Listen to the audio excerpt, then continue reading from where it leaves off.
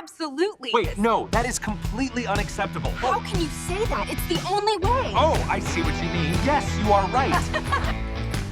Hey everyone, Alex here from How To, and if you've been tuning in, you've been checking out a couple of our episodes, and on today's episode we're going to tap into something that's actually here at How To in the fabrics and the DNA of our business. And it's a bit controversial, but I think we can navigate this. So at How To, LMS, Learning Management System, is a bit of a dirty word. So Lisa, can you tell us why? It's so obvious. Everybody who has accessed learning from a LMS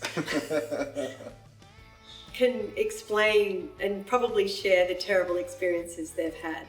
Clunky, it's not a good user experience. You can't find what you want. It's always in a different place. You have to go in and log in and it looks horrible and you can't find stuff. And the experience is not good. It's not modern and it's very much of the past, probably I would say kind of last century. Now, we have seen this constant talk about the LMS, I'm saying it quite loudly then, being dead.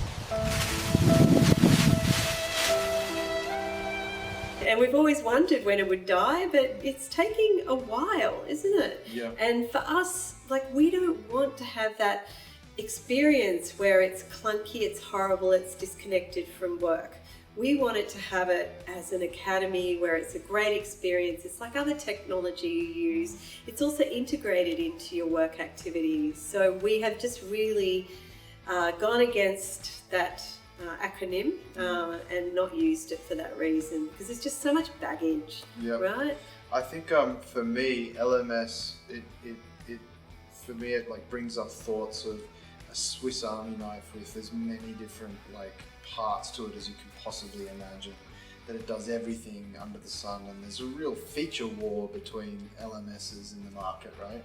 And I won't name names, but there's a particular CRM out there that has every feature that you can think of under the sun, and you often have to pay for modules to put them on and turn them on, and it's expensive. But you end up using 5 to 10% of the feature set of the CRM because there's just too much and it's too involved, and it becomes really complex and really difficult to navigate. And a term that I've always loved in the tech world is powerfully simple, the concept of that. You talk about Netflix style of delivering education. Can you tell us a little bit about that and how that's different from the traditional? Yeah, so we're all used to, so it's a little bit like watching Netflix. We have series and we have episodes in those series, and that's always a wonderful experience. I mean, nobody kind of looks at Netflix and goes, oh my goodness, I just can't look at that. Maybe I wouldn't mind the content that I might open, but I just don't like the experience. So why shouldn't learning be the same? Why shouldn't it be a beautiful experience where you can find the content you need and want when you need it, and everything's beautiful, and there's been that investment in that experience. And I think the difference is that LMSs have been often used for internal training, and there hasn't been as much of that care about that experience and that branding. For our platform, it's about customer education, partner education, and internal training. And my argument would be that internal team members need just as good an experience as customers and partners. So yeah, that beautiful experience of Netflix, why can't we have that experience in training? And I think it would help people's perspective and the way they respond to training if it felt more like entertainment, edutainment. Do you think that day is finally coming? I think it's getting better. Of the LMS is going to die? Well, yeah, I mean, I think because of all the baggage that goes with that term, I think that there is much more a focus of platforms that are more flexible, more beautiful, and more integrated in the flow of work or in the flow of what people are doing in their lives, more personalized, and the experience is more what we experience in other parts of our lives with the other platforms that we access. So I think it's getting better, and if everybody just gets better, then if it's really clunky and horrible and ugly and terrible, then those platforms are just not going to survive. Yeah, I mean, like we look at the tech world now, there's that kind of adage that's starting to make its way around the place Headless? of headless. No, I was going to say SaaS is dead. Oh yes, yeah. Well, that's another topic. Yeah.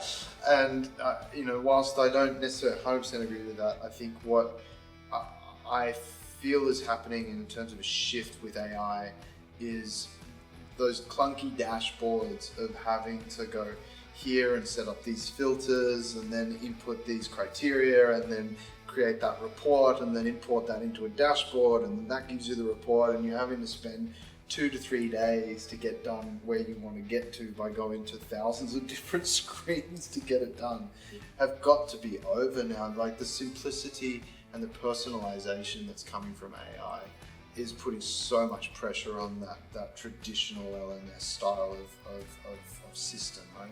And that is dead. If it's not dead now, it'll be dead soon. Yeah. So LMS may soon be a dirty word beyond the walls of how to. It's been around for a long time though. Sometimes things take a long time to die.